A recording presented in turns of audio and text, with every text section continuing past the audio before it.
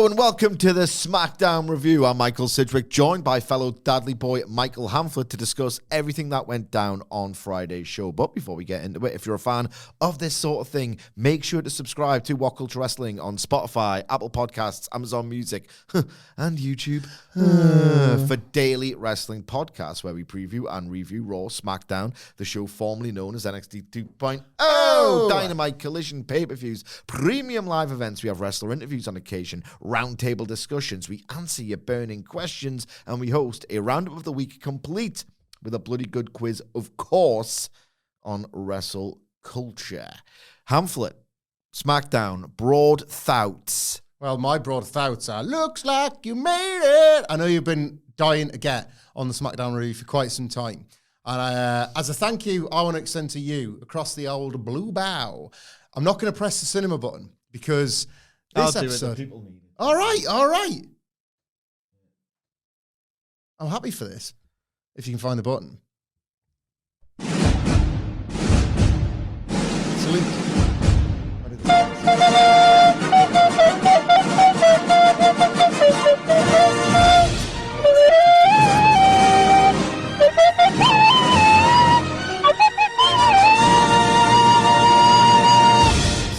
Oh my God.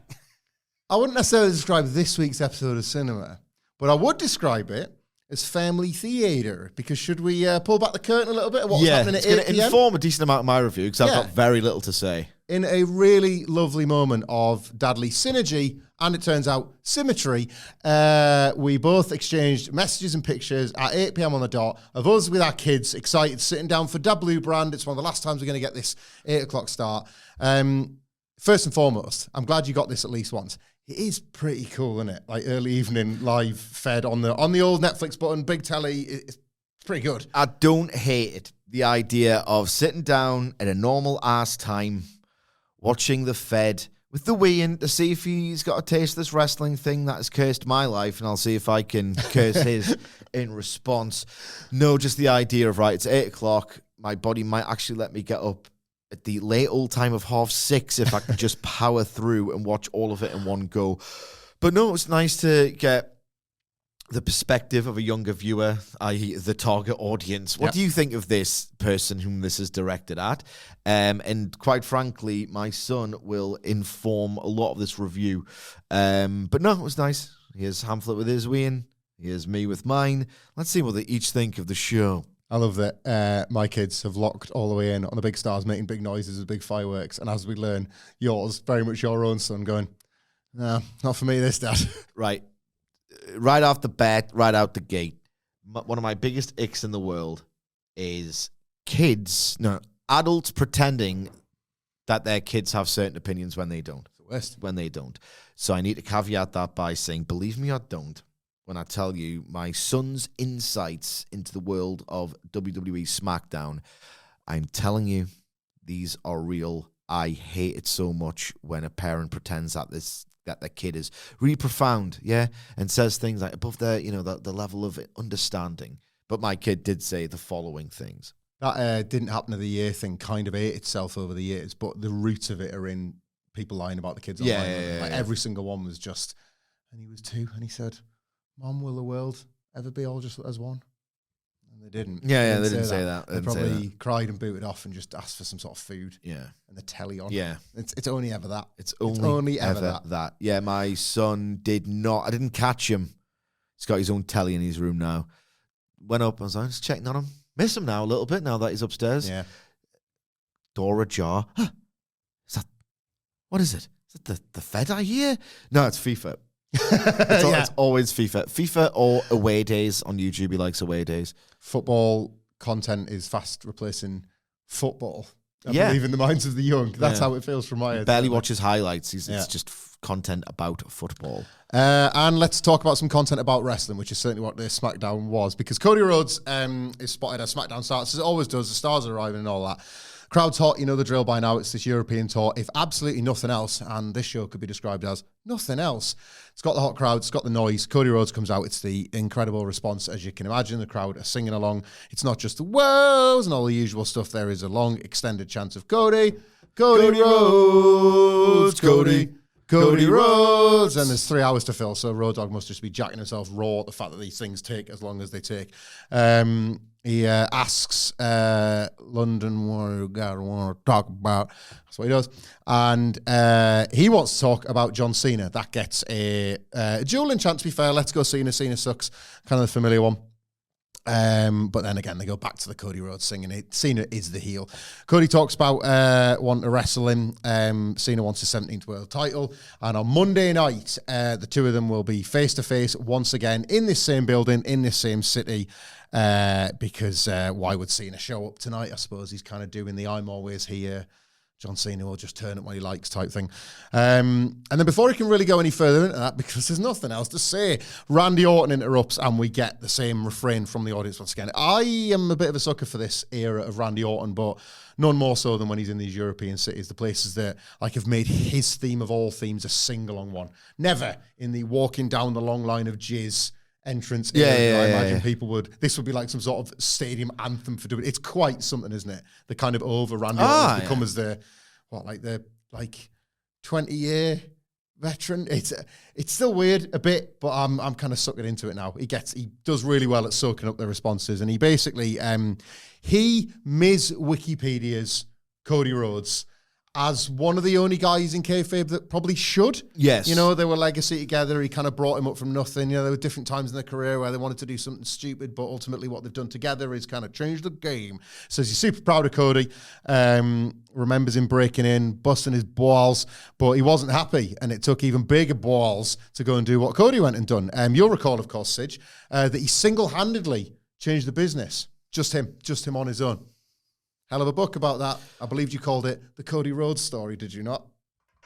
It's not in the book hole. Oh, it's not in the book hole. It's probably because they're selling like hotcakes still to this day. Mm-hmm.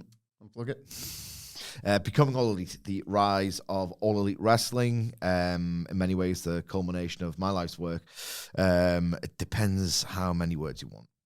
Well, I'd like 120,000, mate. Well, that's perfect, actually. Described in 2 words how you like your writing. You know, we're not going to be able to satisfy the brief because I'm exclusively a passionate, insightful guy. Well, great news. Because I have written 120,000 passionate and insightful words all about the formation and indeed rise of All Elite Wrestling. This was going so well, but like we've got 2 kids. And me and my wife, when we wanted to house them, we bought a starter home in the world. Oh, well, you can get it anywhere in the world, bro. What? Anywhere in the world, at least that Amazon delivers to. All of this on Cody Rhodes' single-handedly changing the business job that he did. Randy Orton told me about it in short form. Cannot wait to read it. And this kind of brings him back up to present day.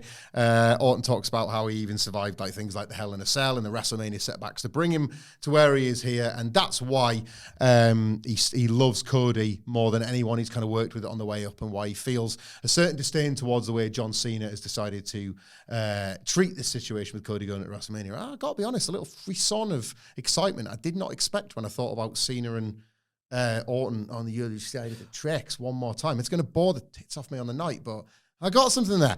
Anyway, all of this is to say that Orton will one day challenge for that WWE title. It's not going to be anywhere long in looks, and it's not going to be a kick in the balls. It's going to be a straight up shootout between the two. Old friends, old legends. One of these days, I'm going to look you in the eyes and tell you I'm going to take that title. But in the meantime, he's got to kick Kevin Owens in the head really, really hard, and he's going to do that at WrestleMania, and then he'll get back to Cody when WrestleMania is over. All of a sudden, we are interrupted. Choo-choo, the promo trainer's got Drew McIntyre on it. This is it. You're at the front of the line, Randy. Last time I checked, you can't even win your matches. It's Drew McIntyre playing the rational consumer character that he does. He's saying, we all know the Nepo babies are saying about the business, but what about Drew? I should be the challenger. It's his words, not mine.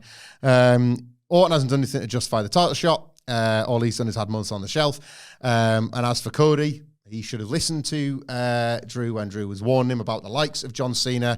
Now that they've all seen what happened, I should be in the main event of WrestleMania followed by Bloody Timu, Undertaker, Damian Priest. Surely those words won't come back to haunt him later on. He goes to get in the ring. And he says, in fact, it won't be you, Randy. It'll be me taking the title from Cody Rhodes. Randy's a bit annoyed. The two of them were having like a nice moment. And Drew and Randy look set to fight. And Drew says his neck and back is hanging on by a thread and he'll break it whenever he gets a chance. As a result, Cody, sticking up for his old mate Randy, does the drop-down Goldust punch to kind of rattle Drew McIntyre. Looks like Randy's going to set up for an RKO, but Drew slides out the ring, bails, and Drew versus Randy is booked by the SmackDown GM. I can never remember his name. For later on in this show. That was half an hour. Half an hour, too bloody long. I've got something quite nice to say about this, but first, insight, son. I'm going to get some thoughts from my 10-year-old son in one of his first forays into WWE episodic TV. I've shown him matches here and there. Big fan of both Sheamus and Will Ospreay. He's always asking about Sheamus and Will Ospreay. To a lesser extent, Orange Cassidy. Right. Right. So he hears the promo from Cody Rhodes, and he says to me, Dad, do you not think there's a bit of a dissonance between, the content of Cody Rhodes' promo and this sort of like almost hysterical overreaction? And I said, well, son, nah, he doesn't say that. He does say some People things. online talk like this about the kids. It's preposterous. It's absolutely preposterous. He does say he's absolutely enamored with the Cody Rhodes. He was singing it all weekend. His favorite thing about football is the chants. So maybe there's a way into pro wrestling for him. But what's interesting is that he doesn't have much to say about Cody's promo. When Randy Orton comes out, I hear voices in my hair. Talk to council leaders in there. And then the Titantron's all there. I swear to God, and I texted you at the time, he says, you can tell it's scripted. Says you can tell it's scripted because, like, where do the words come from? Like, it's a nice catch, that. So a lot of people wave that away and have always done. Yeah. About wrestling. We say this, wrestling just does wrestling. Yeah. So he found it hard. He knows it's to work and all the rest of it, but he found it hard, just like I did, to suspend his disbelief because he knows it's part of the show now because they pressed the button and they've got the entrance in his head without articulating it fully. If it's a real life interruption, someone just comes out. Yeah. And there's not a big sort of theatrical presentation about it. So I thought that was sharp. He also, without actually saying the word exposition, doesn't like the Wikipedia page and talking about their history. He senses something is a little bit inauthentic about pro wrestling dialogue. And again, take it for, I'm not making this up. It icks me out big time when people pretend this about their kids. So I sell this to him because it's SmackDown. I think he just wants to watch a match or something. Mm-hmm. And I say to him, you won't see much of it here. It's a TV show. The idea is to hype you up. It's like the pre-match, Newcastle's tactics are great, but, Liverpool have had the best season. It's all about building your anticipation and hyping it up. And he understands those concepts because he follows football. When Randy Orton starts going through the history with Cody Rhodes, he says, why are they talking so much about the past? I thought I was getting hyped up on a match. Which, translation, maybe this is cynical, of a lot of exposition for him, Dad, I thought promo was short for promotion. Indeed, that's what he said. So that was interesting. Mainly, he just loved the Cody Rhodes chant, the Cody Rhodes, and he's been singing it all weekend. My take on this was I quite liked it. Didn't necessarily need the promo train nor the impromptu match. I mean, it just feels as phoned in and as formulaic as a lot of WWE TV of late. Vintage Road Doggy Dog. But I did, however, have a lot of time for Orton, despite, not saying literally anything that Cody Rhodes doesn't know, that the fans don't know, that, that exposition that is just in the fabric of WWE's approach. I liked how warm Orton was, how sincere, how genuine, like he just genuinely felt like he was having a moment with his mate in there. The idea being at some point they're going to have a match before, they each hang them up. Mm-hmm. Why not establish that warmth? Like, illuminate, yes, there's an actual real warmth and a bond between these two wrestlers so that when they eventually when Randy does eventually turn on Cody, it feels like, oh, you bastard. Yeah. What have you done that for? You were genuinely, truly friends, and you've done this. Like, the platform to make a blood feud is only ever great when you can buy that there's like a bond between the two wrestlers beforehand. And I thought they did a majestic job of really like showing you and telling you, but showing you now there's something there between these two, like a real profound friendship and mutual respect. Just adding some emotion before pro wrestling unfolds as pro wrestling does. I agree, and I think there's something that maybe, I don't know, like maybe it gets a bit lost by people that still analyze WWE through the same lens they always analyze WWE through, which is that it's always just going to be the most laid on, thick, exposition heavy show about wrestling more than a wrestling show stuff. And you're never going to get it like spot on, but we talk about this like one of the biggest real success stories of the boom that WWE have experienced, and I'm starting to past tense that, isn't just how like hot some of the nights have been and all that kind of stuff. It's that there feels like there's evidence of brand new fans, the elusive brand new fans. So for the first time in like 20 years, numerical evidence, there's statistical evidence of this. Like the first time in like 20 years, the exposition is actually valuable. Yeah, they have One to day do Randy Orton is going to turn, and for a while it was like looking at belts. Maybe he won't even turn, but he's going to challenge, fight his mate, you know? Yeah. For a while it was eyeballing the belt. For a while it was like, right, who's going to be the next friend to turn on Sting being Cody Rhodes and that. But there will be audiences that have not yet got round to the legacy chapter of their Netflix rewatch. It's not easy. Who were we talking about the other week? There was an artist where I was just saying to you, never going to get there for me. It was Bob Dylan. Yeah. And it was like, it's just never going to, I'll look on spot. It's too intimidating. Yeah, I'm just never going to get there. If you're brand new to this and you quite like... Stick with the Miz, thanks. Yes, please. Ginormous balloon arm Randy Orton, and you're happy to accept that he's this 20-year guy, but you're not really going to go and do the digging and do the homework. Them laying all this out is probably enough for you to pick and choose a couple of bits. You might go and watch the WrestleMania 26 3-way and be like, who's this other loser? Yeah. You know, and it's like, forget about him. It's these two. Like, I think that there's actually a purpose for this that I think a lot of people will assume we're all in our 30s watching every single second of Fed for the last 30, 40 years. It's not the case, is it, anymore? No. I thought this was like added value to the eventual, as you say, the eventual split. You can make new fans, and WWE has in fact made new fans without this before. Yeah. But I can see where they're going. I don't like it, but I can see where they're coming from.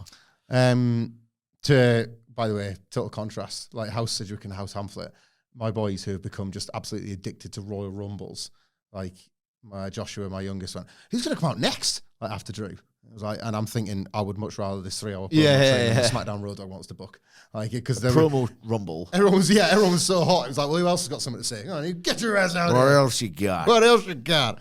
Well, what else WWE got was Pretty Deadly as the hometown heroes coming back to London to take on the Street Profits for the WWE Tag Team titles. As I say, it was at like the 32-minute mark, but there's some business. It's hot, if not that. These are a sixth of the way through. Yeah, it's hot, if not that good. The Street Profits have got to play like situational heels, but they've only just really re-established themselves as babyface champions, so the kind of dynamics a little bit off. Pretty Deadly are fun, but I tend to prefer them doing their hijinks stuff as clown heels more than like earnest babyfaces, and the characters tried to stay loyal to that within the body of the match. So you had like cut-off spots first from Pretty Deadly, but it's like, well, they're the baby faces, so you kind of cheer them making the saves, and then they finally flip the dynamic, get it right, where the Street Profits are kind of heels for the night, having the domination, having ultimately the majority of the match. We've got the point where it's Dawkins, I think, is able to get a tag in after the few of the usual WWE pre-commercial exchanges where they've got Kit Wilson in big trouble. Street Profits are just like driving forward their advantage, keeping him down. But eventually, Kit Wilson is able to avoid a corner splash, I think it was, then dodge a suplex after Montez Ford has tried to tag back in. He gets a hot tag to Elton Prince. Elton Prince gets to run wild for a little while, and then we go to commercial break. In the adverts, Pretty Deadly are able to maintain control, but after Montez Ford hits a crossbody, you get like double tags, and we're back to parity again for the closing stretch. There's a super kick from Montez Ford. Angelo Dawkins and Ford manage to hit pounces, get a back suplex, but Kit Wilson breaks up a pin for a pretty hot near fall. The building, I should say, point out, Pretty Deadly are decked out in the Union Jack. They haven't tried to not lead with cheers for the night. So that gets a pretty hot 2 count anyway. At this point, all 4 are back up. Pretty Deadly seem to be the one in charge. They get spilt milk on Angelo Dawkins, but Montez Ford breaks that up. That gets another big reaction. The building feel like they're with Pretty Deadly, as unlikely as it seems. And then the reality sets in. Pretty Deadly go for their like assisted sort of code breaker backstabber thing, but Angelo Dawkins is able to catch Wilson. They hit the Doomsday Blockbuster. Ford is able to tag in from the heavens. They sort of retain the titles, and Montez Ford heals it up at the win. Oh, these are you guys, rubbish, whatever. Job done for Street Profits over Pretty Deadly, at least. There was no indication on this show, as opposed to the prior weeks, because they actually gave you a finish this time. But every one of these tag matches recently has been a non-finish to seemingly build to the inevitable multi-man ladder something or other. This, however, was a bit more conclusive. I will say that if there were backslaps all around in Gorilla after this match, you couldn't blame them, because I think it was an over-delivery, like Pretty Deadly in the ring, not great. Nice cheating cut-off guys. They come up with the inventive cheating, but the rest of it's just... They don't have that, like, that slick synergy of FTR when you can tell they've got 20. Yeah. They just happen to use 5 on that given night. They'll use 1 a night. Yeah. So like, never like that good, but I thought situational baby faces, considering it's Pretty Deadly of all acts, I thought they did a really good job. Way more dramatic than I was expecting. There was one particular near fall where I legitimately thought, all right, well, they're doing the title change then. Yeah. And then in my head, I'm thinking, all right, well, they're doing this because, that was the spilt milk one, I think. That was the big, spilt milk one was really quite well done. And I think it was Montez Ford who made the save. And it was like he just came into shot from literally the fabled out of nowhere. And it must have been timed really well in the building, because it wasn't just the TV effect. Like, it got the pop. Obviously, he's an incredible athlete, so he's probably able to do it from the barricade. You know, his leap is unbelievable. This was like so much better than I was expecting. Like, this happened precisely one more time, this feeling, throughout the rest of the show. Well, I assume it wasn't in the backstage segment that followed, Sidge, because we had Chelsea Green and the Secret Hervis giving Zelina Vega a piece of their mind because she's short. And that's going to lead to a match later on. Luckily for Zelina Vega, Caden Carter and Katana Chance weren't at the club, and were in fact at the wrestling show. That doesn't happen very often. God, but they were there also. You can tell. They were there also. Zelina Vega's going to get a shot at Chelsea Green, but in the meantime, it's going to be Carter and Chance versus the Secret Hervis coming up next. I want to say coming up next because I just want to get to something else first, because one of the biggest pops across both our households happened here when, partly to counter-program WhatCulture's live show, April 18th, the biggest and best SmackDown watch-along on a 50-foot screen, and the rest of the live show that we're doing. It's going to be awesome. You've heard all the plugs. It's on the screens below, whatculture.com/tickets. But I want to give WWE a bit of credit. They've heard that the WhatCulture boys are in town. They've also seen the Hall of Fame ticket sales. We're going to need, that's right, the best match ever. Yeah. Bret Hart and Stone Cold Steve Austin's WrestleMania 13 Classic is going into the Hall of Fame, the first match of its kind to do so. I think it's borrowed from UFC that do this regularly, apparently, like the fights go in, like these legendary nights. I could really listen to like a long-form podcast on this one. About an hour. Yeah, of a Sunday soon. Got a real nice Sunday 1 hour kind of vibe to it. WWE have decided Friday, fair play to them, they know that we're there. They're trying to counter-program us. Bret and Austin, man, going to be there in person. I struck a look for the Al Gameski Triple H. Indeed, he wasn't selling tickets. A couple more massive names are around in town. I will say, like, for years now, they've needed something like this. It's a good idea. Yeah, now they can get like Triple H and The Undertaker inevitably like every other year to have one of their matches put in so they can do this, because they're like on retainer, and obviously Levesque, he owns it all. Shawn and the Dead Man next year. Boss of it all, more accurately. Yeah, Shawn and the Dead Man 25. Or like Triple H's best match ever at WrestleMania was against Taker, so that'll probably go in, and Shawn can have something else, maybe Angle. Razor. Yeah. Angle, Yeah. They can do this until the end of time. Yeah. Realistically. But they're starting with the best. They got it right. They got it right. Absolutely. They probably would have done Hogan Andre if it wasn't for the reception to Hogan this year. Yeah. It's part of that deal, you know. Good point. In my opinion, that's just me editorializing, spitballing. So it's just to get it clear, it's April 18th for this Hall of Fame thing. It's April 18th for the WhatCulture live show. And it's April 6th. Let's just say hypothetically, if you like long form chats. If you like long form chats in unparalleled detail, April 6th is a day you want to keep an eye on. Because for the second time, seems we're reviewing it now, we're also going to review it on April 6th. We're going to review Caden Carter and Katana. Not really, we'd never review this match again because it sucked ass. Caden Carter and Katana Chance versus Piper Niven and Alba Fire. Oh boy. Oh dear. We are in an era. I should have brought the toilet roll up. You should have done it like the first The second match on the first podcast of the week, and nothing's touching it. Nothing's going to get worse than this. Do you know, the game has changed to such a degree where, like, you know, we talk all the time about how the quality of the work has gone up to such a degree now where good matches kind of make you shrug. Yeah. Will Ospreay on television is sometimes not enough. What the hell are we doing here, right? Yeah. It just happens sometimes. And yet, in 2002, poor old 6 months in the business, Jackie Gader had a match stuck to her name like glue for the rest of her career. That Jackie Gader match. Like, and mercifully, it's over. An all-time Turkerino. I'm not taking that status away, but it did stand out that somebody, fair play, 6 months in, didn't do a good job, and the whole match fell apart. I mean, I wouldn't want to read my list from like 3 years ago. This is it, right? Yeah. And this is like going out there on live Raw, the whole thing. It's awful. You know the one we're talking about from Raw 2002, the tag match. Bradshaw was in it, and I thought he was a ring general. And it just falls apart, and it's held up because everything else is of such a standard that like this was way, way, way below, apparently, in 2002. As a result, like, why has there not already been like think pieces written on this? This was like Caden Carter and Katana Chance, two wrestlers. It was a disaster. As a tag team and singles have been in the system for years. Piper Niven, legitimate pedigree, like on a booming Brit Res scene and like kind of seen as one of the kind of the safe bets of the women's division. As is Alba Fire, actually. I'll say that for both of them. What the hell was this? Like a tag match. Funny.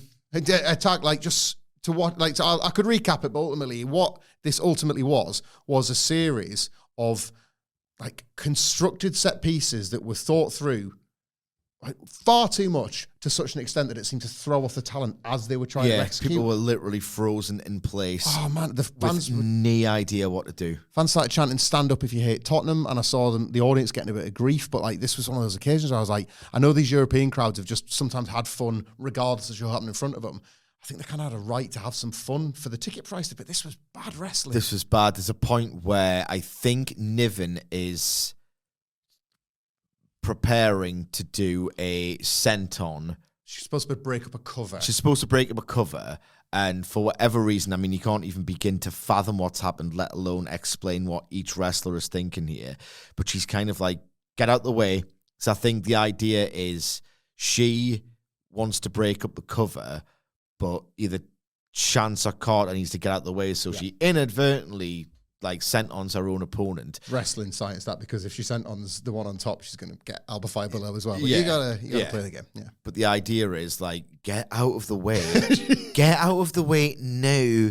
I need to hurt my own opponent. Come on. I need to hurt my own opponent here. It was farcical. And the camera wasn't, what made it worse is that obviously because it did all feel like it'd fallen apart a bit, the camera's not able to hide Piper Niven in the corner. So she's kind of winding us up. You know, when Sonic was like wind up for the spin. Yeah. She's like, oh, in just a second, I'm going to get him. It's just in the middle of the ring, like, get out the way, asshole. I need to hurt my opponent here. Everyone knows that. Several of the double team moves that were just, again, took an age to set up. Like, treacly kind of, it's just not. I mean, it's like, you know, when you like lose your head, you just completely lose your head and you can't finish your thought, or you just, I don't know, they couldn't do a thing right. 7 minutes. Niven and this is the thing, man. Impressively bad. Yeah, it was. And like Piper Niven and Alba Fire only get the win when after a bunch of stuff doesn't connect or isn't really happening. Chelsea Green provides distraction for the referees on the apron to allow like a Piper driver on the sneak in and the heels get. So it's not even this kind of earned, satisfying conclusion. No. Road Dogg couldn't book matches then. Still can't do it now. On this, by the way, we have a bit of fun taking the piss out of Road Dogg. Let's make it clear. There's a guy with a massive nose who has final sign-off on all of this, and he'd certainly want you to know it when things are good. Yeah. Like this, the Road Dogg excuses, the internal strife with the runtime and all this kind of stuff, like, they are phoning in SmackDown in 2025 to an absolute criminal degree. Like, I will say as well, I know it's Levesque, and I know if he saw the format sheet, which he should every single week, and he had anything about him, he would say, no, my mate, this is not good enough, we're changing this. You really get a sense and an insight into Road Dogg's whole thing of he doesn't really like pro wrestling. He's always been sports entertainment. And, you know, if you're Road Dogg, you probably, you know, you're right to think that. Look how he got over. Look at the time in which he got over. He's obviously going to try and get other people over in those positions and that kind of like the tenor of that kind of show. Look who gets matches under his regime compared to who's like kind of just sitting away doing nothing. I mean, Miz versus Jimmy Uso. That's Road Dogg has pitched that and done it, and Triple H has not said don't. Can I have a good one, please? It's the finishes that are starting to like get me down. You either have a wrestler get me up, if anything. You know, a wrestler wins only to get beaten up immediately in that classic 50-50 worst of times WWE. Yeah. Now everybody's more over, right? Or just a DQ, just DQ's a count out. Kevin Owens is a winner. Remember that? Kevin Owens had never been less over compared to now, but he was a winner when Road Dogg said it in like 6 years ago, whenever it was. Deeks, man. How have we just got back to Deeks? There's loads of Debbie all Deeks, the time. I should point out after this, to that point, Zelina Vega makes a save when the heels are taking out the baby faces after the match. And this keeps happening as well. This wasn't just a UK audience thing. Ultimately, Chelsea Green, it's not a numbers advantage. It's 3-on-3, but the heels win. Chelsea Green super over. And they leave the baby faces lane ahead of the Chelsea Green Zelina Vega match. They're in a weird spot with Chelsea Green and the Secret Service. I know the heels, and it's okay for heels to be popular because that's the best kind of babyface turn. They're probably going to have to accelerate this. Chelsea Green's it's force of will stuff, isn't it? She's too good. Yeah. There's going to have to come a time when you're going to have to stop pushing back on that. But I don't know when, because the division probably needs her as a heel more than a babyface. I mean, like, bit of a inside baseball, we were flying from Belfast to Manchester, and the taxi driver asked if we were in town for the WWE show. We said, well, kind of. We got talking about wrestling, and like he seemed like, lovely guy, but casual fan, and he just was raving about Chelsea Green. Yeah. Just so entertaining. We were like, yeah, like she's one of the few that I think is like universal. Like even people who don't even opt into comedy wrestling or even WWE at all just know how good she is at her goddamn job, Yeah, the match wasn't announced, but I think that Vega match is coming either next week or the week after on SmackDown. The United States title match was up next. LA Knight versus Braun Strowman, and here we go, Road Dogg booking. It's all right. Like, Braun obviously overpowers LA Knight at first. It's like fundamental stuff between the big guy and the little guy, but I quite like LA Knight in this role. I don't know. Maybe it's because I don't like him when he's evenly matched. Yeah. I think his work stands up that much, but when there's actually the very obvious pro wrestling story to tell, I think he's a little bit better. Yeah. LA Knight, the cockshow loudmouth, still having to fight from underneath because he is literally underneath. Sort of works for me. So yeah, Braun's got a number because he's just massive, and LA Knight's constantly playing the escape, evade, and attack game. And it's one of them very, very simple wrestling school ones playing out on one of the biggest wrestling shows in the world, but like Braun seems to want it at least. He's in control. LA Knight is able to kick out after they come back from a commercial. Again, his hubris gets the better of him because he goes for a back suplex and he can't make it happen. So instead, he throws himself onto the top rope and gets the jumping bulldog. Both men are then down. Knight is still trying to stick and move on Braun Strowman as Braun Strowman's getting back to his feet. Knight hits that quite nice elbow drop, but it only gets one. It's all irrelevant, this. This is what the Road Dogg does. He only gets the one count. Braun's able to block the blunt force trauma, just power out of it completely and drop Knight down. He then clotheslines him to the floor. He's setting up for the Strowman Express, but Jacob Fatu arrives on the scene with a big flying back elbow. He kind of blocks him halfway along, and would you bloody believe it? It's a DQ. We didn't get a winner. We didn't get a winner. Post-match first, or? Well, the match is irrelevant. I've got nothing to say about it at all. Nothing to say about it at all. I do have, but I hope is an insight here. First of all, I sent my son up to bed after this. He's just tired, and I know what he's going to be like in the morning. He loves LA Knight. I don't know if it's just the catchphrase or the presence. Maybe it is the catchphrase, and just shouting things is fun. And like everyone who attends these shows, is particularly in Europe, is, on some level a 10-year-old boy. But Can't do that, man. Some sure ass rich 10-year-old boys where these frigging tickets are going. Oh God, I know. They might have been killing these towns with these lousy ass teepins. Maybe because these little lousy stuff. I mean, what's the point in watching this? I mean, I know the point. It's all going to end up in Summit. Yeah. But in and of itself, not entertaining. Terrible finish. Here's a broader point. Again, I understand why Road Dogg books these matches, because it is difficult to book a multi-man. Easiest way to book a multi-man is don't book them. Yeah. Okay. Have difficult conversations with difficult conversations with wrestlers, and task yourself with scripting, booking, really engaging one-on-one rivalries as much as you possibly can, because personal issues draw money. On the subject of which, so Road Dogg is at his he's a star for a year. People forget how much he sucks in 1999 and beyond, realistically. But he's a massive star for a year. And in that year, there's Debbie Deeks, DQs all over the show, right? But he, like, is thinking, oh, well, got me over. Or I was over with this sort of booking. Let's do it. So the Attitude Era is always the ultimate example of why you would do wrestling in a certain way. And it has informed a lot of rotten discourse, okay? But if you trace the history of post-Attitude Era wrestling, right?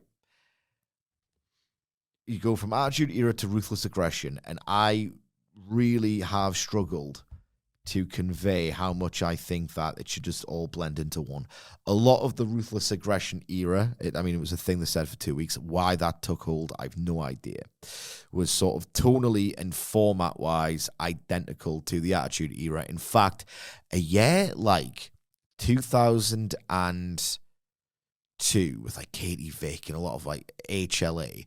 In a way, 2002 is more Attitude Era coded than an actual year in the Attitude Era. 2000, Yep. Like there's some disgusting stuff that happens in 2000. I mean, it's the time, but in a way, there's this sort of jovial element to it where look, Foley's dancing with Too Cool and Kurt Angle's a dork, and it's like it's a really straight-laced soap opera.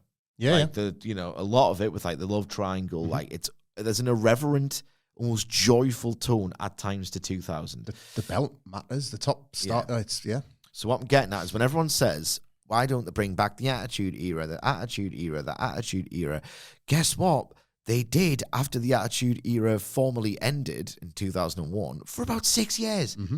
It was PG was the real change. Yeah, it was indistinguishable. So when they say bring back the Attitude Era, they in effect never stopped doing Attitude Era coded content, and the viewership dropped. So that's why they never brought it back, right? And as Ruthless Aggression, which is basically a continuation of the Attitude Era, dragged on and on and on, and you got a lot of TV like this, like lots and lots of DQs and stuff, the audience dwindled. Now, look what took hold and got hot and or popular post-Attitude Era worldwide. New Japan, with its clean finish policy more often than not, really captured the imagination of a lot of fans. Tony Khan's AEW for a while was the hot property, breathing down the Raw demo's neck, had this philosophy of we don't do dirty finishes. And really, 96% of the time, it's still in effect. You get finishes, you get finishes. Triple H's WWE, when it was at its hottest, shocking amount of clean finishes. Yep. You got way more DQs than you would get in like AEW or New Japan, but people were into the idea of finality on these shows. I started liking the DQs because they were rare enough that you were like, that's a good purpose-serving thing. Absolutely. And now, I think people are over corny DQ finishes and have been for almost like decades, plural at this point. And now that Levesque's WWE is reaching a point where even the own fans are like, well, we've got problems with this, as the WrestleMania build not being good, has coincided with Road Dogg being the worst offender, a lot of rubbish finishes. Sticking out like a sore Yeah, thumb. Yeah, absolutely. And one of the reasons he gets away with it now, at least, is because the roster of hot stars, it being Jacob Fatu making the particular run in here. He batters Braun Strowman. He looks awesome. It does look awesome. He does the sort of deadlift Samoan drop onto the announce table, which doesn't break but makes an unbelievable noise. I really hope the gimmick one of these days to make it seem like it's actually, because them things do not break. They've established that. I really like that. Yeah. I actually really like that. Because it was overkill for so many years. Aye. And they've always got like the neon strip lights, the Netflix budget tables. They're just gimmick one of them at Mania or something. There's a time and a place, isn't there? He then slides in the ring. He batters LA Knight as well. Hits that like gorgeous pop up Samoan drop that he does. Hits 3 hip attacks on Braun. The double jump moonsault. The crowd absolutely love him. They ask for one more, and he just gives him it. Like Jacob Fatu every week is getting some of the biggest pops on this show, and. We'll come back on ourselves in just a second for what came next, because shortly after this, we see Jacob Fatu in the back. He's buzzed with his work, and he runs into Solo Sikoa and Tama Tonga. Solo's asking why Fatu was out there, implying that like this wasn't part of the plan for the new bloodline for the night, whatever they're called now. Jacob Fatu like laughs in his face. I don't need to clear anything with you two. Like when you were around, you cost me the title last week. Solo's, all right, mate. what are we talking? Remember you speaking to? In fact, Jacob Fatu does calm down a bit, but then when he says, when it comes to Braun Strowman, I'll be the last man standing. Nothing announced, but obviously it feels like they're setting something up with MT for that. I think it's actually been announced now. Has it been announced since, right? So, but then he says he's bringing the US title into the family with or without them by his side. That gets a big reaction in the building as well, and then he walks away. I didn't realise that specifically had been announced, but that plus him pledging to win the United States title, what are we doing? Like multi-man City Jones? Maybe. Could they do just Jacob Fatu annihilates LA Knight at WrestleMania? Good old bit of singles title winning business. Potentially, or, and this will expose me as a hypocrite, because like ultimately a lot of TV doesn't matter. You will remember the April pay-per-view way more than like, I don't know, the July TV. If they put Jacob Fatu with his particular set of skills in the context of a multi-man, if he wrecks loads of dudes at once in this big spree, like, it might get so over in the stadium. There's probably a more elegant way to book it, but I think him and a multi-man just killing dudes and wrecking dudes would be like the strictest definition awesome, like an awe-inspiring sight. We did pitch on the preview the 6 feet of meat 6-pack challenge, because that does allow these three, plus Tama, plus Solo, and who would, of course, this match be sponsored by? Slim, Big, Jim, who we're going to get to next, Jimmy Uso. He would be a nice. So then you'd have like 4 of the Samoan/Tongans in there, LA Knight and Braun, and Jacob wrecking shop, even taking out a couple of his own guys to win, and knob gags. Yeah, memories of a 90s TV show is a little tangent. That's what you do on this podcast, isn't it? It's all a bit analytical and earnest so far, isn't it? I imagine they'll have switched off in their droves. Yeah, because they haven't talked about Mr. Motivator. People's children, we sat there going, why are they not having fun with the SmackDown brand, Dad? Yeah. That's probably what they're saying. What about Mr. Motivator? What was your R.I.P. to him? Because we talked about him on another podcast recently, but I know we've talked about this over the Dadley desks before. R.I.P. Peter Engel. What was your... He died? Yeah. When? Really recently. What was your... Like, are you just a absolute Route 1 Saved by the Bell guy or not? Because I watched all of it all the time. All of it, right? All of it all the time. Hang time, Running together, basketballing with your friends. And with my friends and hang time. I was chatting with Benno and Hamflett, shout out, about... What a guy. What a guy, by the way, who opened me up to something I had no idea about. California Dreams gig live in America. As a touring band. Do they? Knocking out the hits from the show. Don't wake me up when I'm dreaming. I loved in the Engleverse. California Dreams. Set me up for life, this. I loved in the Engleverse when one character goes down a bad road and starts smoking. And it was this like sort of this idea. Every school was like, you become a smoker, your life goes to shit, pal. Yeah. Like, and then they would like, all the babyface kids would be like, come on, man. It's like, I don't need you. I got my smokes. And then by the end of the episode, they'd like have a terrible coughing fit. And it was like, so-and-so's dad ate 3,000 cigarettes and he ain't never coming out the hospital. And then they tear the pack up and cry and everything's all right with the end. Engel had a way. Saved by the Bell, original, absolute top tier Engel. I really liked Hang Time. Saved by the Bell, the college years. Saved by the Bell. College years had a little bit of something, didn't it? A little bit of something. It's like, why are they all in the same college? Yeah. We're screwing at university because we're allowed. Now we're old enough. A little bit old enough. And please stop talking about Kelly Kapowski when you're 40 because she's playing a 16-year-old girl. You know what I mean? People go, oh, Kelly was the hottest. And I like Topanga. It's like, come on. Literally setting a school. Come on. Why are we having these conversations? Rockin' that USA. I wasn't a fan. Same set. It was just on. It was just on, and I was just lazy. City guys? C-I-T-Y. You can see why. I'm a City guy. Again, it was on. No real affinity. You knew the beats. You'd lived every plot. Yeah. California Dreams was the one for me. I like California Dreams. I liked Hang Time because sports. Yeah. You know? Julie on the basketball team, she's better than the dudes. That was the message, wasn't it? Yeah. I have a bit of an affinity for one of the, not the first new class. That was a piss take. Weasel Wiesel.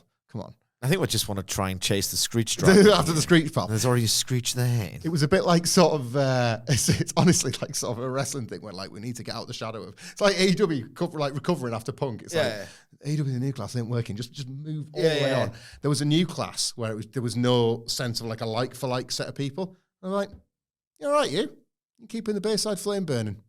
And then like Screech. Hey, what is going on here? Screech was like, why are you taking a job at the school, mate? Yeah, I know. Let's not talk about Screech in the new class, man. The man died. what was the voice? What are we doing? What was that voice, bro? Yeah. Aye. Engleverse. So a lot of it was Nickelodeon. A lot of it was on. We had a channel in the UK called Trouble. Trouble. Yeah. Because if you're 14 and you like to, Trouble's cool, innit? So get into trouble. Get into the TV program. It was for teens, wasn't it? It would just want to do their own thing, mom and dad. Yeah, I want to watch Trouble. I want to watch Trouble. Nickelodeon's for babies. I want to watch Trouble in my room. Mom. How classic, man, when like Cartoon Network. You watch that bouncing ball for a bit and it turns into Nitro. Yeah. It was unbelievable, wasn't it? Yeah. For American fans, at 9 p.m. on a Friday night, Cartoon Network would end, and typically in the week the channel would close down. On a Friday, when it became TNT, what was the first thing that stuck on? It's going to be the Dynamite theme in a couple of weeks, fingers crossed. Oh, yeah. But the Cartoon Network was clinging on, but yeah, Trouble. What's it going to be like to date? Need hot chicks? Nothing. Apparently. Nothing. Did not show you in real life. Not one bit. My ultimate, I remember being obsessed with. I loved the vibe. That wasn't an Engel production. The first season, specifically the first season of Sabrina the Teenage Witch. Oh yes, the house, the autumnal whimsy. There was like some decent irreverent humor. It's supposed to look like Salem, thinking about it. I never thought about that. Like that's the whole point. Yeah. I knew the cat was called Salem, obviously, but I never realised. The whole point is like the witch trial and like that beautiful New England sort of deal. Idyllic, didn't it? Idyllic. Like I love the idea of being in the room. Sabrina. I was that age, you're not allowed to talk about when you're in your 40s. She was playing a teenager. I was willing to extend it a few seasons in because I did quite like the Quizmaster and the handbook and the kind of like her becoming like a qualified witch, whatever it was. Yeah. But I lost like when she went off to university and that was. Oh no, nothing like that. I like the first season in the whimsy. There was some decent humor in the first season of Sabrina. Yeah. Apart from Salem. The sardonic cat. Not for you. No, I didn't like it. He was better in that Nick Bakay guy was better in Angry Beavers. He did the voice of one of the Angry Beavers. Never had so much Angry Beavers. Right. Don't say this isn't the podcast that gives you everything. You got it all. It's its own Engleverse in here. Yeah. Oh, thank God. I was going to say we had to get back to SmackDown, but it's okay because Big Jim. The big man with the big pops. We have a recap of him obviously slapping the hell out of him. It's Big Jim versus Gunny on Raw tonight. He goes, he's slapped Gunther on Raw, and now he's going to continue doing that if he needs to. He wants Jay to get out of his own head. He says this in an interview, and then he wanders off, and wouldn't you know it, he bumps into The Miz and Carmelo Hayes, just hanging out, just chilling in the locker room, just a couple of city guys. Miz is on that like, oh, Jimmy, you're just the other Uso. You're not a main event like your brother. You're not a main character or anything. Sidekicks, especially like you, can't be somebody as good as Gunther. He's not scared of you. And then Jimmy does that sort of like, what? And Miz flinches. Yeah. Maybe you're scared of me. See how I feel when we're in the ring later on. Then you're like, well, I love Big Jim. I even quite love The Miz. What? Like, who wants this? It was funny. If nothing else, it was funny. Right, next up, something I'm genuinely interested to get your thoughts on from a strictly like character story-based point of view. Heading into WrestleMania, we get a vignette on Naomi. It's just her in like the darkened room. She's wearing this new like, feels like quite a loving tribute to Owen Hart in a way, but she kind of ties it together at the end, like the caution tape outfit, the whole new look. She's saying like, how's this all playing out like this? Like all I ever did was do the right thing. Why would Bianca Belair doubt me? All I've done is like sacrifice and give everything for you. We see clips of Naomi as like an inspiration to Bianca Belair. All of a sudden, like that gets taken away. Jade Cargill comes on the scene, and now I'm the one left out. And then I do what I do to Jade, and somehow I'm the bad one out of us. What's this all about? She just like put my career to one side, and I'm expected to be fine with that. I'm not going to be treated like a third wheel. I'm done being nice. I'm done being undervalued, underappreciated. And in the future, if Jade Cargill gets in my way, then she should proceed with caution. There's that. A quick follow-on from that, because it does sort of thread together quite nicely as the show goes on. We've got Jade Cargill backstage. She's speaking with the SmackDown GM, cannot remember his name, and he confirms that he hasn't seen Naomi in the building today. It's after this video. Jade says, right, that, whatever that is, if I see her, I'm going to kill her. Jade Cargill eventually leaves. She bumps into Meechin and B-Fab, and they're chatting ahead of B-Fab. Meechin's match with Charlotte Flair, which we'll get to. But yeah, I posited on the WWE are ruining the Road to WrestleMania video, which I would really recommend people go and watch. Yeah, it's really strong. Had some really good feedback on that. Thank you. I am really, really worried that singles match between two women that actually feels like a blood feud is going to somehow end up on the go home rather than Mania. They shouldn't. This warrants it. This warrants it. Strong stuff, right? This is strong stuff. It warrants the spot more than a lot of matches I could name. And they've actually built it. And they did a big angle. You know, they've built the anticipation. Like, Levesque doesn't deserve much credit, in my opinion, for his booking of women's wrestling. This is a rare win outside of the title program. Classic pro wrestling, well, classic WWE story, I should say. Totally warrants it, and Naomi, like, bordering on revelation. Yeah. Like, this is a really strong interview, this, and she's proven, I didn't like it very much, but to a lot of people anyway, she has proven she can do it in the live setting as well. Now they've got a good heel on their hands, like a good heel on their hands who realistically should be, you know, vying for a title at some point on some brand before the year is out. Yeah. But, yeah, to that point, it's nice that it's not. It's nice that it's just over the dislike and the disdain rather than the belt now. Actual story that they keep talking about how good they are at. If you've got any concerns that the roster is starting to feel a little bit too packed and not enough time for people, well, get hyped because Aleister Black's coming back. There was a vignette that aired. You just kind of see the silhouette. It's looking like it's going to be the SmackDown after WrestleMania, which does make sense. Why do all bookers copy each other's failed homework? Has he got any eyes left at this point? You know, I'm all ripped out. Oh, God. Just people love him. I get it. Like Triple H, I don't even like this stuff, and I thought supernatural nerds on Reddit might love him. He got him right in NXT a bit, so maybe there's like a tiny window where this might get it. It's not for me, but he's coming back. You're gonna love it. Not for the reasons fans might love it, but you're gonna love it. You're gonna love watching me have to talk about it. So it's Meechin versus Charlotte Flair. Not much reaction for this early doors as Meechin and B-Fab enter. But then all of a sudden, the whole thing is broken up by some chaos because Naomi is out. She attacks B-Fab and Meechin, the idea being that she saw them mixing in with Jade, and it's like, well, if friend of Jade, no friend of mine. Yeah. That brings out Jade Cargill, who's kind of living up to her promise. I'm going to get you straight away. Naomi bails off into the crowd, and Jade Cargill has to help an injured B-Fab to the back, which frees up Meechin, who's been attacked. She still wants the match. She's been the gutsy babyface against Charlotte Flair, but realistically, she never stands a chance. It's just a slow control portion of a match for Charlotte Flair as she kind of grinds down Meechin, very occasionally forgets what her job is and just decides to babyface clown around for the crowd, does a bit of flipping off, kind of does what she wants. Charlotte Flair is an agent of chaos, and I don't know quite how to read her as a wrestler because she's hopeless, but she's making it up as she goes along. Hopeless but compelling. Hopeless but compelling. Compelling is the word. Meechin gets a couple of hope spots, but this is never really in doubt. There is a ripple of a Tiffany Stratton chant at least as Charlotte Flair kind of like mocks her poses and whatnot, but ultimately locks Meechin in the figure eight for the win. It's nearly 10 minutes, this freaking thing. Like, Charlotte Flair occasionally clowning around, whether she's in the ad break or not, is so weird to watch. Wilborn's big into it, and to be fair to him, he was booking this from like middle of last year. Yeah. He really wants this Tiffany Charlotte match. I get it, the mirror stuff, the replacement stuff. Like, if this isn't a Turkarino at WrestleMania, it's a friggin' miracle. I cannot see how this is good. I want to be proven wrong. I will say there were elements of this match where Charlotte Flair, when she wasn't deciding to just pop herself, where she was like sort of that move where she's got the legs locked in, but she still throws their opponent about. Yeah. She's got like that nasty streak that would work if she just stayed in that lane a lot of the time and showed a little bit of ass alongside it. You can believe it. You can, like, domineering, nasty, unvarnished physical ring work. You got sparks of it here. There's little sparks of it here and there that made you think like she has got that. She does that to Tiffany, and she just balances that by showing ass and really, really bumping for those comebacks. Maybe we've got something here. Maybe you're right. You'd see the sparks of it, but my God, it's just wild. Charlotte Flair, just that boldness to conduct herself however she wants in the face of all reason.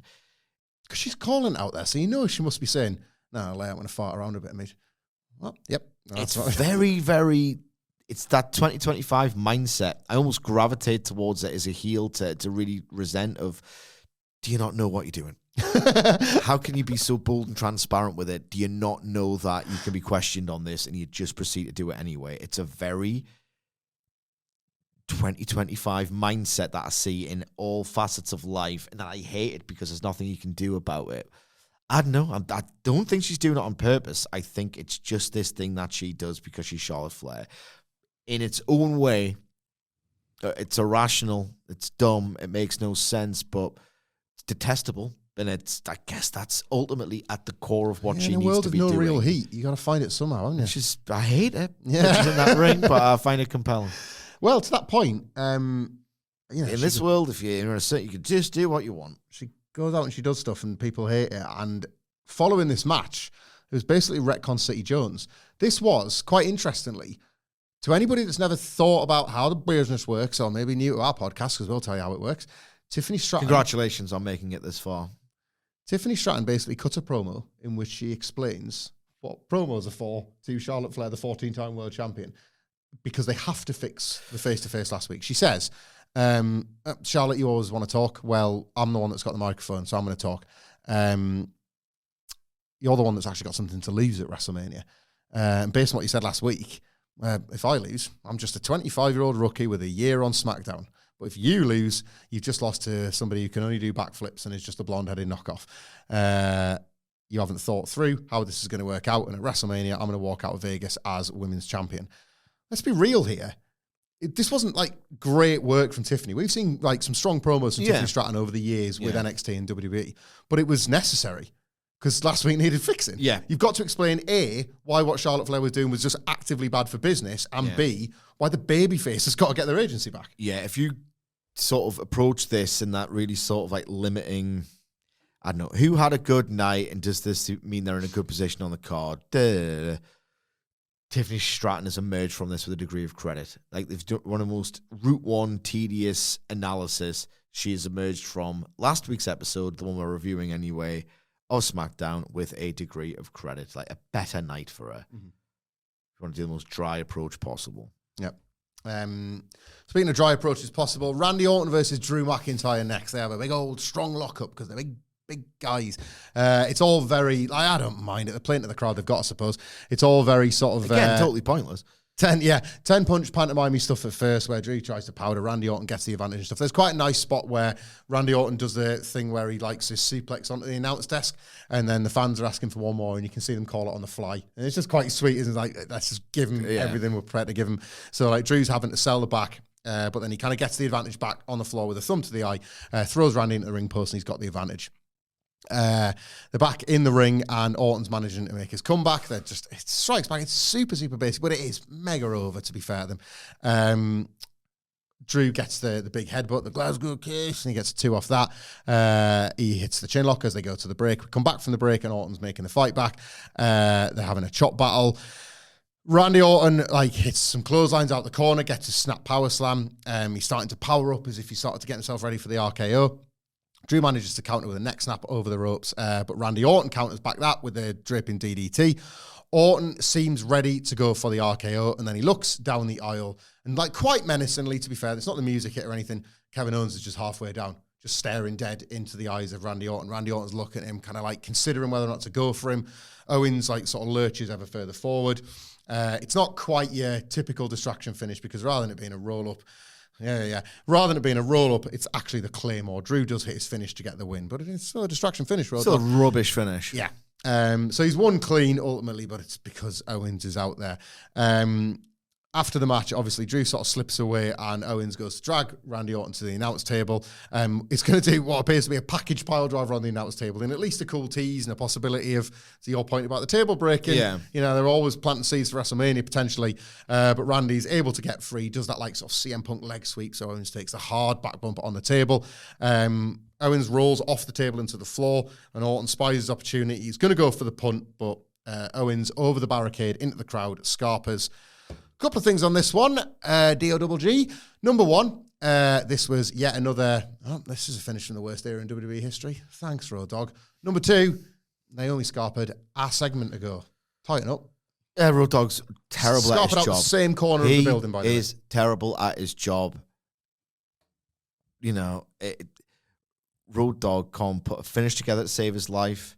He almost exclusively trades in matches that are pretty tedious.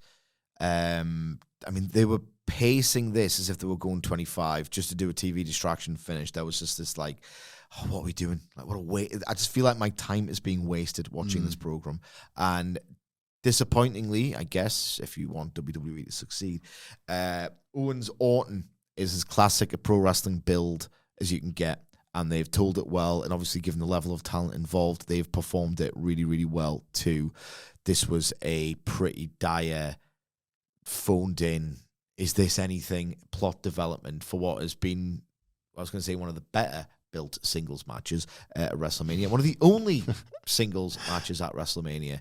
I think they've done the hard work. Look, they've done using narrative discipline. They've got a pile driver over as something that feels like a transgression.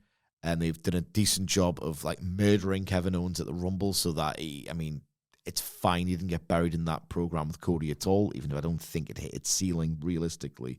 They've done a pretty damn good job of building this. One duff week isn't going to ruin that, but yeah, Road Dogg needs to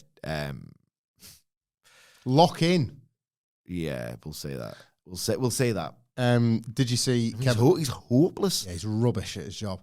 Did you see Kevin Owens at the Leyton Orient Stevenage game? I know who Leyton Orient are. I don't know who Leyton Orient are, though. Makes me rethink if I ever want to join in on that mockery that you do of him, because it makes me feel real bad. Sometimes I misspeak a lot of times. Did you see it? He was there at the. I saw a picture. Yeah, he was in the Brett pink hoodie. I bet he'd be buzzing if he could get some merchandise with that exact design on, wouldn't he? Yeah. But he didn't. The punk got it. It looks amazing. It looks really good, doesn't it? Jesus Christ. That spray paint. Oh my God. You know, I'm going to Vegas. I'm going to come back broke with pink. Just do some gambling. That's it. Yeah, I double my money. I can buy both. Yeah, that's how it works. I can buy a boat. Right, Sidge. I know what you've been waiting for. You've been asking for it the whole podcast. Say, come on, give me a match that doesn't feel like a waste of my time. Give me something that actually denotes the supposed boom period, the WWE. And we got it right here because it's The Miz versus Big Jim. The Hamflett Terrible Wrestler Derby. They're both on my Mount Rushmore of terrible wrestlers I love in spite of their abilities. Look, we're just going to cut to the... diabolical. Execution was poor throughout until we got to the Rainmaker by The Miz, which was generational. And the Plane Maker. Oh, that is neat and tidy stuff. That's good gear. It's all good stuff. This was The Miz versus Jimmy Uso. What are they doing to us? Won't somebody please think of the podcasters?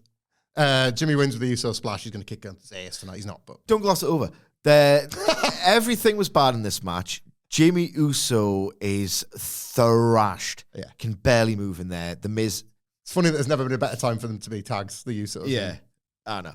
Jimmy Uso's thrashed. He can barely move in there. The Miz could barely move in the first place. So unathletic. His kicks are so soft. It is excruciating to watch.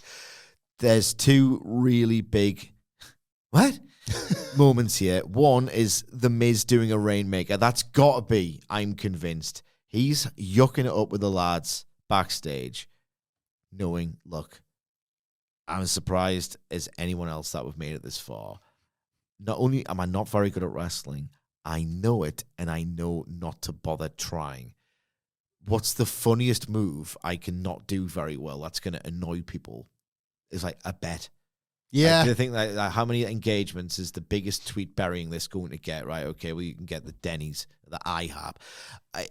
There's no way you can be so stupid and or hubristic to go, I'll do a Rainmaker. It's what are we doing next week? God, please. For two?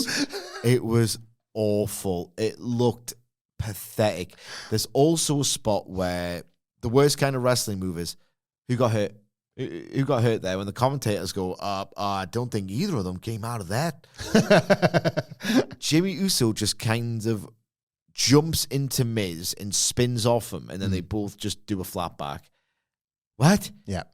It was diabolical.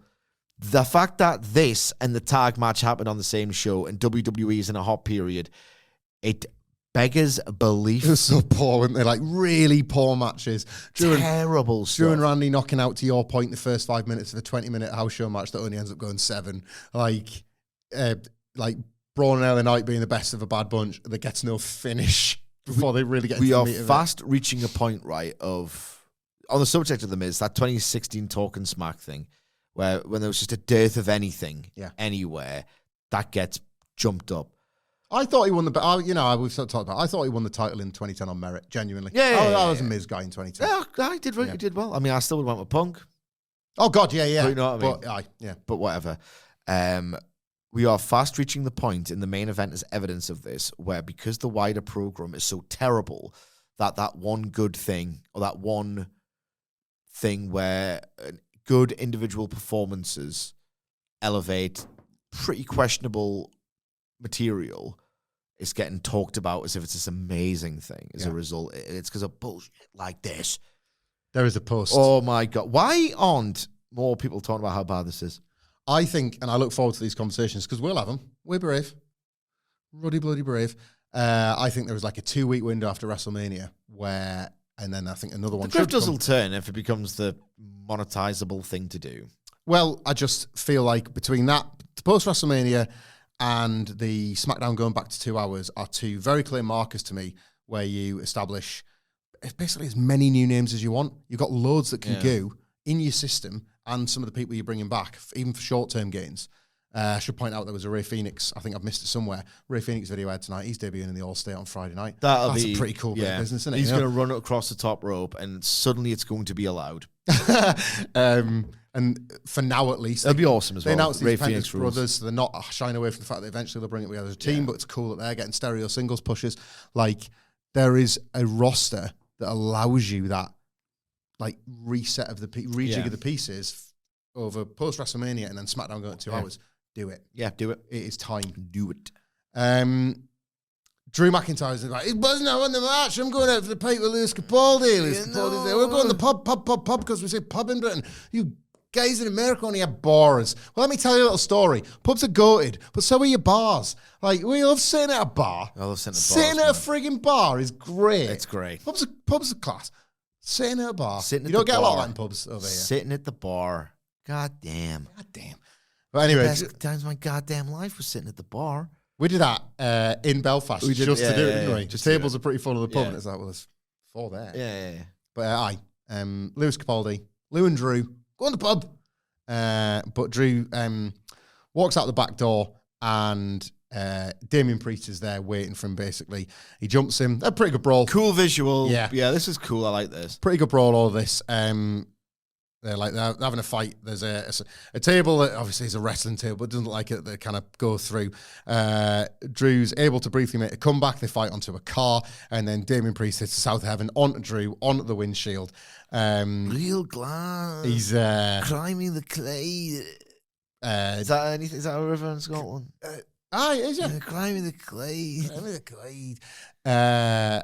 What does Damian Priest say? He said, like, rest in peace, bitch, or something like that. It's a nice bit of business, feels like there's a little bit of heat here. They might just get there after all. A little bit of rare flair followed. And, in the first ever reference that got over, because we're going into the main event segment next, you see CM Punk flanked by all the security, which was a nice gag in and of itself. Gag within a gag within a gag. It's just gagception. Walking past Drew McIntyre, who's just bumped on real glass. With a smirk on his face, because whenever them two get into bother, they like seeing each other stuff pain. Good stuff. That was good stuff. That was good. We rag on Punk for these, like, hey, maybe I should punch a nepo baby, right, fans? All I'm saying is, if you got your scissors. Like, they got one right. This was a bit of a pop there. That's good stuff. And it was also good because if you don't know anything, you've watched wrestlers, WWE wrestlers who have had a program in WWE interact with one another, and CM Punk does sucks to be that guy. Yeah. I said this at the time with the last Cody promo. The turning point for them two was folding it into the WWE title. Yeah. That's what really, we love the real stuff. Yeah. But it's so important to be like, one of these days I want to take that belt. Like, the other stuff should be a supplement. Yeah. Like a supplement. SmackDown GM's in the ring. Table set up. Contract signing time. Bunch of security because they don't want violence between the three of them tonight. SmackDown Jim calls it the biggest triple threat in WrestleMania history. More on that in a second. And first out to lead us into a commercial break with his big long entrance is 2023 Roman Reigns. Yes. The Tribal Chief is actually back. Locks in for the first time in ages. He's unbelievable. The entrance takes forever, and it's absolutely class. He just soaks it all up. He takes every single moment he can. Paul Heyman's with him, giving it the old sort of like, love you, Tribal Chief, all that. Right, I'm going to forget this, right? Okay. There's a moment where Paul Heyman's doing one of his faces. I don't know where James has got this word from, right? It was like, look at Roman Reigns' lover. His lover? What? I think he's lover. You mean the fat guy? He's like, yeah, it's his manager. His manager. It's his manager, yeah. Kids say the funniest things. You'd believe it be his lover. He loves him. He's a Roman Reigns lover. And so am I, again, now. You know what? In that brain's like, that kind of half makes sense. Must mean he's doing his job as the guy who, like, worships adores and this man, yeah. Roman's in the ring when they come back from commercial. And Heyman gives Roman the mic. He's absolutely buzzing. There's Roman chants already, so he doesn't even need to do this, but he gives them London, acknowledge me, which they do. Huge response. One's in the air, all that kind of thing. Roman Reigns. Roman Reigns. Distracting, stop doing it. Huge big beaming smile on Roman's face, though. And he's really, really buzzing out there. He gets the chair, obviously put at the head of the table where he sits for his contract signing. He's just like absolutely buzzing with his reaction and seems to just want to get this nonsense out of the way because he's the biggest star in the friggin' land. He's like bowing up. Right? It's like, where the fuck have you been? Who wants it? Eventually, Roman does. So like compliments fans on the singing. They sing some more. Biggest star on the planet, and he's basically here to sign a contract, but he's mostly here to be acknowledged. Just signs a contract straight away. Yeah, whatever. I'll take these two J-Brones on. I don't care. Speaking of J-Brones, whoa. Oh, well, wait a minute. Speaking of J-Brones.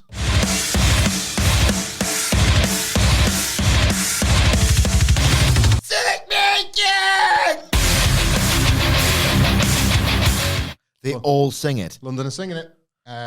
Seth loves that as well. And he says, like, they have all got lovely singing voices here. Roman, don't go yet, mate. Let's have a chat. Don't know if you knew this, Sidge, but they've got some history. Yeah. 12 years ago, they came into this very building. It was the hotel. That was a nice bit. They mentioned they put the Undertaker through a table. They were prepared to use London to make an impact, and they did it over the years. Wanted to rebuild the company in their image, and here we are. We've done it. There's been some love, been a lot of hate, but we sure accomplished our mission, didn't we? Then we champ, didn't we? He's patronising him, but he's like, yeah, remember the good old days? And Roman is just like, no, off, you dork. There's no we anymore. You and me. He's just putting Seth in his box. It's like the kind of worked version of the, no pop. Yeah. He's happily cutting him down to size, but Seth is there to take it, so it's different. Yeah, it's just weird because Seth was so adamant, particularly around Survivor Series, of he's the enemy, he's the worst person who's ever been alive, he's the worst person ever. And now he's like, Punk's worse. I was going to say, is there a narrative point he's kind of making there? Yeah, I thought you were the devil. It turns out I've seen the real devil, and potentially you've let him back in, kind of thing. Yeah, maybe. Roman's like, there's no we anymore, mate. We died ages ago. You're right. He's ruffling his hair, but I'm the one that lifted WWE. All this will be very relevant later. Yeah. It's $1 billion company because of me, not you. Thanks for coming to work, though, pal. Seth's like, well, like, look, that's why I hate you. That's why you're not like kind of ready for this anymore. That kind of mindset is why we're just allowing CM Punk to return to this company and run roughshod. That wasn't what our goal was. Yeah. And that's kind of like trying to tie it together at your point. Like he's so consumed by his hatred for CM Punk that the Roman Reigns stuff has become secondary, and he blames Roman for being willing to swing the door open at War Games and everything else. But I guess I'll do what I always do, Roman. I'll clean up your mess, and I'll clean it up at WrestleMania. He signs the contract, and that brings out CM Punk. CM Punk gets a massive response, does the Piper, all here to chew bubblegum and sign a contract. Before that, okay. So I texted you this because James and I finished. I wanted him to watch this because if he's going to watch WrestleMania, I'd quite like to watch WrestleMania with him.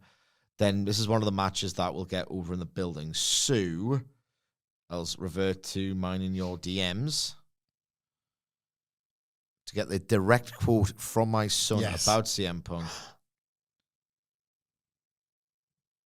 I like this guy already. He comes out, James, within 5 seconds, like that theme, the attitude, the presence. I like this guy already. He's so old, though. It's brutal. It's fair. He said it verbatim. And then there is a direct quote coming on it, weighing about 2 minutes, and I swear to God, I'm not making it up. We're all in our 30s, but Punk's almost starting to wear that grizzled old beard too well at this point, isn't he? I don't mind it. I don't mind it. I like grizzled old Punk. I like graying. Like, remember he was soaked in sweat every single time he wrestled his first 10 matches for AEW. I thought that was great. It works, doesn't it? It works who he is now. Because this is the point. He's, it's WrestleMania and it's this toil he's being able to get back there. So he comes out, he's ready to sign the contract, and he's leafing through the paperwork, and Roman's like, man, get on with it. It's page this, clause this. The bubblegum line lost James. I don't know, it's a reference to They Live. As it would many, I suppose. Punk's the Piper guy, etc. Before They Live, because I hadn't seen it, it was a Duke Nukem 3D line to me. Because they steal it for Duke Nukem. Roman's like, come on, it's there. And Punk's, what are you on about? And Heyman says, I know what you're looking for. And it's in there. I made sure it's in there. We're going to be closing the show at WrestleMania. He's at this point moved from his position next to Roman Reigns, and he's by Punk's side, kind of on one knee with Punk as Punk goes to sign the contract. Punk takes a bit of a pause with that. He looks up at the sign, and you can see the tears forming in his eyes ahead of him being about to sign. Unearned. Yeah, I'm looking forward to chopping this one up. They're closing the show at WrestleMania. Punk gets to live his dream. You are finally going to main event WrestleMania. Enormous pop in the building for the gravity of that at very least. Seth, in the meantime, is absolutely raging about this. CM Punk doesn't deserve this. He's a charlatan, all that sort of stuff from Seth. All of this, him and Roman, WrestleMania, all of this is supposed to be sacred, and now it's your fault. Tribal Chief, your advocate, is the guy that's going and getting this guy this match, this main event at WrestleMania. He doesn't deserve any of it. Punk, in the meantime, just ignores Seth completely. He's like, I want to thank everybody here in London. I want to thank everybody back in Chicago. He's going to be there this coming Friday night. Everyone that stood by chanted my name while I was away, and you were left with guys like this loser in Seth Rollins. Massive CM Punk chant, and Roman's like, whoa, massive knob here, mate. It's not about them. It's not about him. It's about me. You should be thanking me that you got in that match. So Punk kind of takes the piss a little bit. He's well, certainly, sir, your majesty. You kind of get these almost with him and kind of on the knee. Yeah. Look at Rhodes. It is good stuff. He's like, I acknowledge you, my tribal chief. Big dog. Roman's face is amazing. Chewing up his past, ashes in his mouth. I love the whole thing about Roman's he cannot sell his emotions at all. And he's built up this facade of the tribal chief. And it was always a facade, and when it started to dissolve a bit. Yeah. Why won't you acknowledge me? It's great stuff. Him don't sell it for him. Don't sell it for him. You can't not sell it. That's Big Dog's trauma, isn't it? Yeah, he's great stuff. So Punk's obviously won the little exchange for the night at least. Signs a contract. The credits are rolling. There's no time left, all that sort of stuff. So really, right as we go off the air, it's I'll see both of you in the main event of WrestleMania. Again, more chance to CM Punk's, but he's like, oh yeah, one more thing, that's not the favour. See you later, guys. And then SmackDown races off the air. They're out of time. It's not the favour. The favour remains in play. I liked the cliffhanger of that because it's always going to have a mystery and a hook. Yep. And I'm actually on board with what it is. Roman Reigns' performance here was pretty funny. Very, very good, but I like how he can just has that Omega thing where when I want to, I can do this when I want. For whatever reasons, they don't want to do it every week. I like Roman's thing of, people think I'm phoning this in. Well, I'll just be Roman Reigns again for the night, and he'll fall back in love with me. I thought he was superb. CM Punk was really strong here. It's all on a foundation of bollocks. Total foundation of bollocks. CM Punk, I understand it's a big professional achievement of his, and, mentally, I don't think it gets talked about that. I think the guy has, had issues in the past, and we all have them to various extents. So I can understand and, not forgive, it's a stupid word, but just get why, even under these circumstances, night one, triple threat, political compromise, it's not the best story they could have told, why he would be visibly shaken up by it.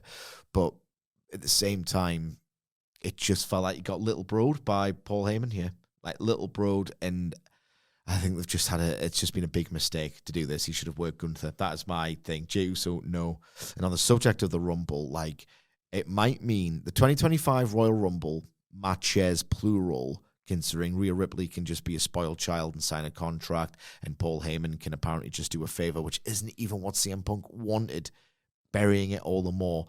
the Royal Rumble 2025 means less than it ever did under Vince. Do you know, I think a number of different things can be true here. Speaking as a CM Punk fan, I didn't want to be caught up. I wanted to like actually be the pure analyst here and just be like, this is not right. We've talked at length, again, podcast plug, but we talked at length. It's never felt right. It's never felt like it should be. The match shouldn't occupy the spot. The story didn't even service it occupying the spot, which is all the more annoying. The opposite is true, if anything. Yeah, the storytelling has fallen off, and I don't like to see that. So, but the bit of me that is just, I love this guy, and I buy, and I've always bought that. Seth is still Seth, and he's really boring my tits off at the moment, but carry on. I just needed to get that in there. That mania validation is something I've always found it very easy to buy, and I had a moment, I was like, that's brilliant. There he was in the arm sling a year earlier, and he did it. And he, meritocracy stuff. Punk deserves that spot as much as anybody in the company, right? So there we go. He's done it. I did feel good about that, just in a real way. I promise you, I'm watching this, analyst brain more than emotional brain, and Punk's looking at the contract, and Heyman, being Heyman, never can fully trust him, goes, there it is, man, the main event of WrestleMania. I was willing Punk to say, no, like, this is not the main event. Yeah. He, pointing at Seth, is not getting my main event. Yeah. There'll be a year, Paul, but it's not this year, and that's not the favour. I still thought the favour was going to be, and I thought that would have been such a cool in character thing. Yeah. And then it robs Roman. Yeah. Sorry, boys. Like, I know what this spot is. I know the value of this.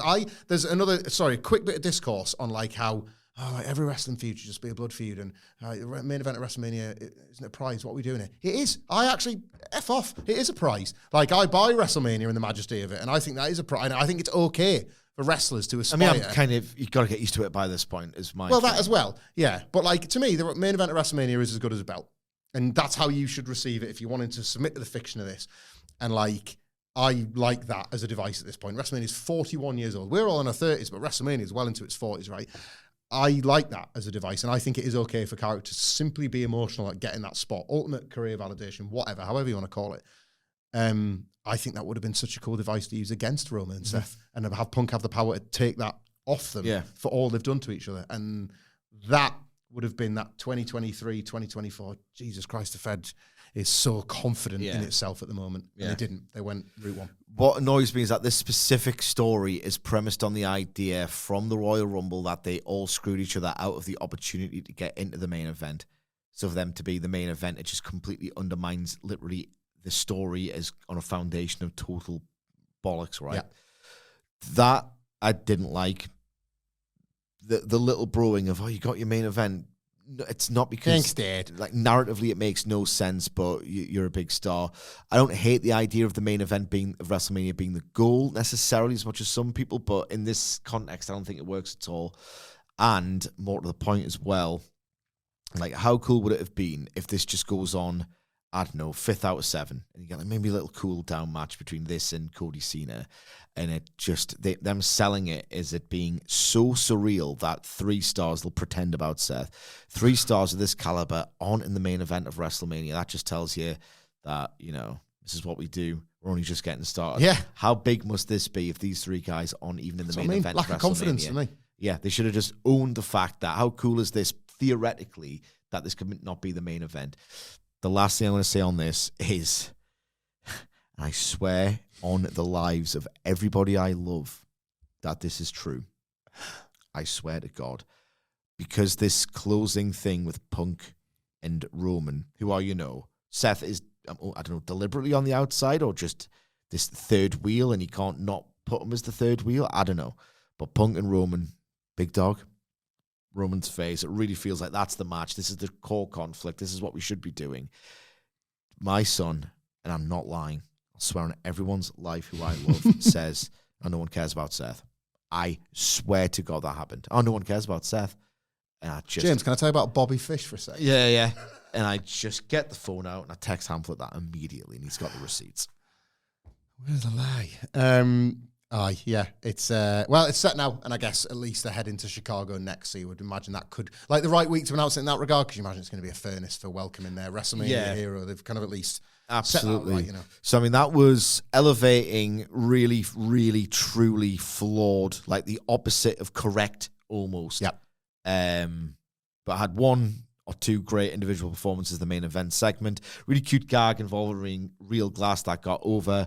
Some terrible matches. and, a half-decent opening segment. That's what SmackDown had.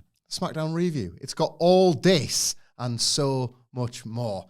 Follow us along on Twitter if you want more SmackDown crack like this, at WhatCulture WWE, where you can also find Michael Sidgwick at Sidgwick. You can find me at Michael Hamflett. You can find tickets for our SmackDown watch along and rest of the live show experience over WrestleMania weekend at whatculture.com/tickets. And until next time, we'll see you soon. Thanks for joining us, and make sure to subscribe.